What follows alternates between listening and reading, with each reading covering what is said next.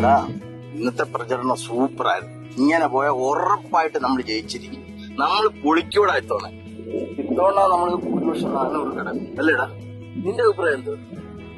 നീ രാവിലെ ഒരു ഭയങ്കര നെഗറ്റീവ് ആണല്ലോ, എന്ത് പറ്റിയടാ നിനക്ക്? ഞാൻ വിചാരിച്ച പോലെയല്ല, നിങ്ങൾ ആള് ശരിയല്ലെന്നേ. എന്താടാ നീ ഇങ്ങനൊക്കെ പറയുന്നത്?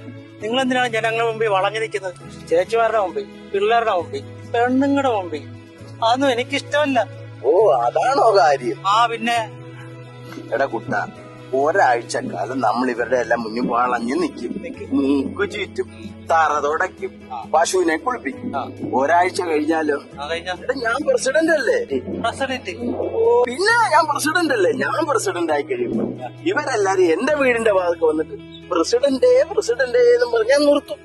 ഇവനെ ഒന്നും ഞാൻ വിടും. 5 വർഷം ഇവനെയൊക്കെ എന്റെ മുന്നിൽ വളച്ച് നിർത്തും. അതിന്റെ ഒരു സുഖം വേറെയാടാ. ആശാൻ നിസാരക്കാരല്ല, പുലിയല്ലേ പുലി. വാ.